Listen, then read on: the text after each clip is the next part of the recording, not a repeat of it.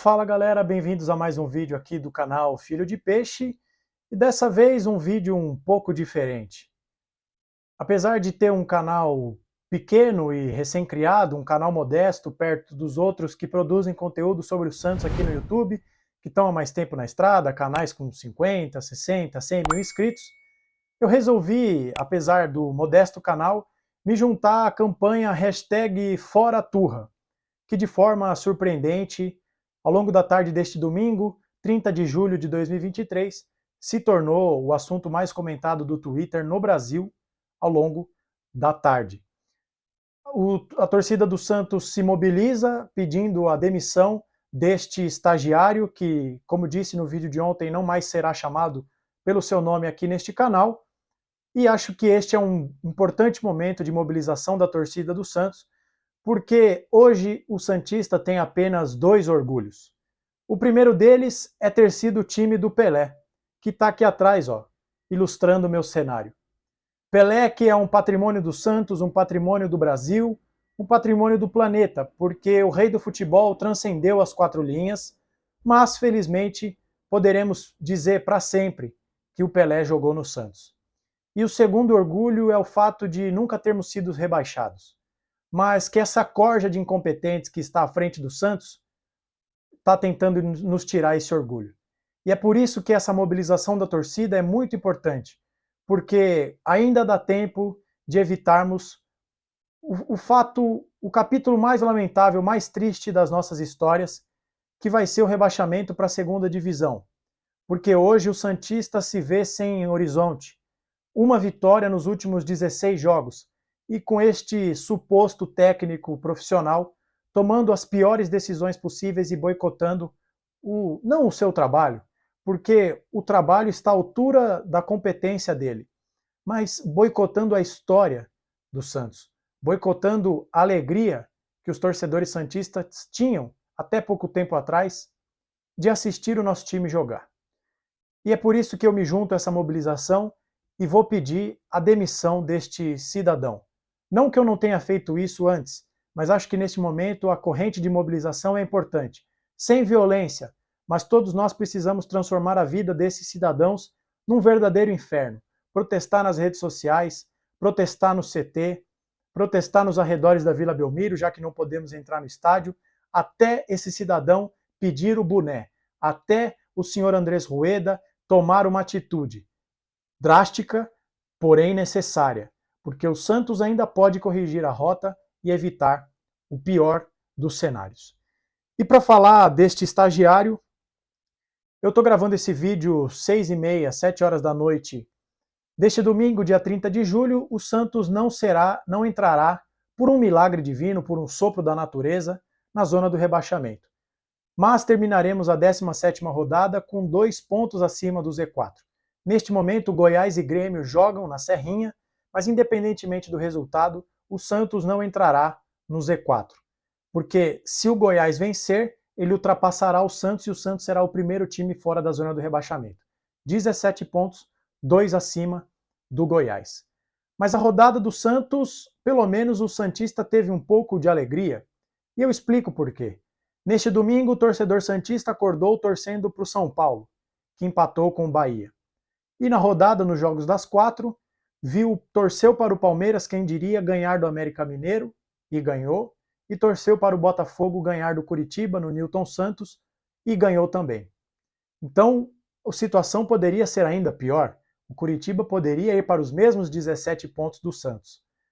Então, a distância do Santos para a zona do rebaixamento, que já foi de 7, caiu para 6, 5, 4, começou essa rodada em 3, terminará a 17ª rodada em 2 pontos. O Santos tem 17 pontos em 17 rodadas, o que significa 1/3 de aproveitamento, 1 ponto a cada partida.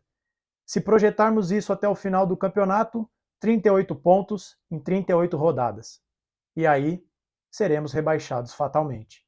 Porque hoje, na tarde deste domingo, o Botafogo comemorou o título simbólico de campeão do primeiro turno, enquanto o santista sabe que é um virtual rebaixado. O Vasco tem 9 pontos, o América Mineiro tem 10 e o Santos vem logo acima. E aí vamos falar dos números, né? do grande estagiário. Desde que assumiu o Santos, 6 jogos. 1 vitória, 2 empates e 3 derrotas. 27% de aproveitamento. 7 gols feitos e 13 gols sofridos. Menos 6 de saldo. Esse trabalho nojento deste cidadão é tão ruim que consegue ser pior do que o trabalho do Lisca, que passou por aqui e não deixou nenhuma saudade. O Lisca deixou o Santos com 8 partidas. 2 vitórias, 3 empates e 3 derrotas. 37,5% de aproveitamento. 10% a mais do que o estagiário que hoje comanda o time do Santos. Nesse período de 8 jogos, 5 gols feitos e 4 sofridos, 1 de saldo. Mas para fazer uma comparação justa, vamos olhar só os 6 primeiros jogos do Lisca para comparar 6 com 6, para não comparar alho e bugalho. Nos 6 primeiros jogos, o Lisca teve 2 vitórias, 3 empates e 1 derrota, 50% de aproveitamento. E uma dessas 2 vitórias foi contra o São Paulo, num clássico, coisa que o santista desacostumou a vencer. Então o trabalho do estagiário é ainda pior do que o do Lisca, que foi um dos piores treinadores que já passaram pela história do Santos. Então eu me pergunto o que falta para que o Rueda decida demitir essa corja que está na frente do Santos hoje. Porque o estagiário ele não sabe extrair o melhor dos seus jogadores. O elenco do Santos é horrível, é horripilante, mas ele potencializa a ruindade desses jogadores. Com aquele tom arrogante e prepotente, o estagiário disse há poucos dias que ensinaria o Lucas Lima a correr certo, como se ele fosse o Guardiola, como se ele soubesse algo para passar para os jogadores. E agora o Lucas Lima se tornou um auxiliar de lateral. E eu não estou aqui discutindo se o Lucas Lima é o meia que o Santos deveria ter, se ele é a última bolachinha do pacote, mas eu quero dizer o seguinte: repare, vamos pegar os exemplos dos outros times. Em que faixa do campo joga o Renato Augusto? O Rafael Veiga? O Eduardo do Botafogo? O Arrascaeta do Flamengo? O Ganso no Fluminense? E onde joga o Lucas Lima? Dando carrinho na lateral? Dane-se quantos carrinhos o Lucas Lima dá na lateral. Eu quero saber quantas jogadas ele criou. E por falar em jogadas criadas, vou colocar aí na tela para vocês o mapa de calor do Santos contra o Fluminense na partida deste sábado. Está aí na tela para vocês. Deveria existir uma cláusula no contrato desse cidadão que dissesse: se eu entregar um mapa de calor dessa forma, eu sou demitido por justa causa. E deveria haver uma segunda cláusula. Neste sábado, primeiro e segundo tempo, 102 minutos de bola jogada. Sabe quantos chutes o Santos acertou no gol do Fábio? 0. O time que mais fez gol na história do futebol mundial, com mais de 12 mil gols feitos, hoje é comandado por um cidadão que não é capaz de armar um time que acerte um mísero chute no gol do adversário. Essa deveria ser a cláusula 2 de demissão sumária do estagiário e dos seus estagiários. Porque dessa forma, o Santos não tem perspectiva. E os 2 últimos tópicos que eu gostaria de falar são sobre as substituições, que é um capítulo à parte da gestão deste cidadão, e sobre como ainda dá tempo de corrigir a rota. Sobre as substituições. Contra o Cuiabá, em que nós perdemos de 3-0, o Lucas Braga entra no lugar do Lucas Lima. O nosso 4-3-3 vira o 4-2-4, o mais nefasto dos esquemas táticos, em que você joga um monte de atacante lá na frente, mas não tem uma alma para levar a bola para o ataque. O Santos ficou então com Sandri e Rodrigo Fernandes e 4 atacantes lá, mais isolados do que nunca. Contra o Goiás, ele tira o Marcos Leonardo, que havia feito 2 gols, e coloca o Bruno Mezenga, do bonde do Água Santa. Ele tira o Sandri e põe o Balieiro. Tira o Lucas Braga e põe o Luiz Felipe. Chama o Goiás para o seu campo e o Santos só ganha aquele jogo porque cai um pênalti do céu. Contra o São Paulo, o meu preferido. Um festival de horrores dessa comissão técnica incompetente. Camacho no lugar do Sandri. David Washington no lugar do Lucas Lima. Aí mais uma vez partimos para o 4-2-4. Tira o meia, põe um atacante. E aí começa a cereja do bolo. Kevson no lugar do Camacho, e aí nesse momento o Dodô, nosso lateral esquerdo, vira volante. Mas para completar, Balieiro no lugar do Messias, e aí o nosso lateral esquerdo vira zagueiro. Essa deveria ser a terceira cláusula de que impusesse demissão sumária. Se você transforma o seu time num Frankenstein, você tem que ser demitido no vestiário. Contra o Botafogo, o Inocêncio entrou no lugar do Dodô. Tivemos um jogador improvisado, todo torto, jogando no lateral esquerda. O Luan Dias entrou no lugar do Jean Lucas. Perdemos pegada no meio de campo. Podia entrar o Sandri, por exemplo. E a minha preferida, o Alex no lugar do João Lucas. E aí o Dodi vira lateral direito. Então você tirou o Jean Lucas e perdeu intensidade no meio de campo, e na sequência você põe o seu outro volante na lateral direita. Abre um clarão no meio de campo. Como é que foi que o Botafogo criou suas principais jogadas a partir de então? Pelo meio de campo. Não precisa ser muito gênio para compreender isso. E contra o Fluminense, o Luan Dias entrou no lugar do Jean Lucas, perdemos intensidade técnica e inteligência tática, o Camacho no lugar do Fernandes e mais uma vez o Sandri mofando no banco, e um inexplicável 4-3-3 formado por Furt, Marcos Leonardo e Braga, porque o Furt entrou no lugar do Lucas Lima, então nós tínhamos um 4-3-3 com 2 jogadores de área e Lucas Braga pela direita, sem ninguém na ponta esquerda, algo incompreensível, porque esse é o melhor adjetivo para o trabalho desse cidadão. O que ele faz à frente do Santos é incompreensível, ou melhor, é bastante compreensível. Ele deve ser o maior interessado em levar o Santos para o buraco.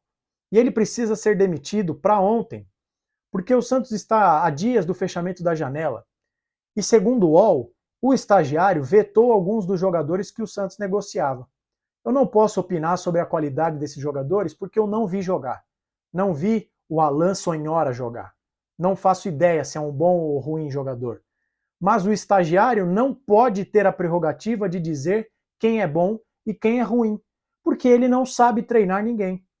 Ele consegue pegar jogadores bons e transformar em bagres. Então este cidadão não pode ter a prerrogativa de dizer quem vai ou não ser contratado pelo Santos. Mas para finalizar, ainda dá tempo de evitar o mais trágico capítulo de nossas histórias. E aí eu vou colocar mais uma tela aí para vocês, para mostrar, na minha opinião, quando o Santos vai definir a sua vida no Campeonato Brasileiro. O encontro do Santos com o seu destino acontecerá entre a terceira e a sexta rodada do retorno, período no qual o Santos vai enfrentar América Mineiro fora de casa, Cruzeiro na Vila Belmiro, Bahia fora de casa e Vasco na Vila Belmiro. Todos os adversários que estão no pelotão de baixo. 3 deles, no momento que eu gravo esse vídeo, às 7 horas da noite do domingo, Bahia, América Mineiro e Vasco estão na zona do rebaixamento. Curiosamente, esses 3 times são times com os quais dos quais o Santos venceu nesse Campeonato Brasileiro. Então, a quantidade de pontos que o Santos somar neste intervalo entre os dias 2 de setembro e 30 de setembro vão ditar o futuro deste time no Campeonato Brasileiro. É por isso que ainda dá tempo. Nós temos mais 2 rodadas para jogar no turno e outras 2 do retorno contra Grêmio e Atlético Mineiro para fazer uma correção de rota, para evitar que este cidadão e sua comissão técnica, que estão afundando o Santos, nos leve oficialmente para a Série B. E é por isso que o canal Filho de Peixe se junta a essa campanha do hashtag Fora Turra e incentiva você, torcedor que está assistindo esse vídeo, a fazer o mesmo. Sem violência, mas nós precisamos nos mobilizar e transformar a vida desses cidadãos num inferno, até que ou o estagiário peça o boné, ou que o Andrés Rueda, ou o comitê gestão, o comitê deliberativo, alguém tome uma atitude. Ainda dá tempo, mas o relógio está correndo contra todos nós. Esse é o vídeo, quero saber o que você pensa. Você concorda comigo? Você também é a favor da demissão deste cidadão? Deixa aqui nos comentários, vai ser um prazer interagir com vocês. E se você está chegando aqui pela primeira vez, seja bem-vindo, se inscreva no canal e ative o sininho para receber as notificações assim que os vídeos forem publicados. Deixa um like para impulsionar esse vídeo, é muito importante. E se você gostou, espalhe nos seus grupos de WhatsApp e de Telegram, assim você leva o meu conteúdo para o maior número de pessoas. E vamos agora rumo aos 2.000 inscritos. Conto com o seu engajamento, com a sua participação. para crescer cada vez mais. Então nos vemos no próximo vídeo, um abraço a todos e até a próxima.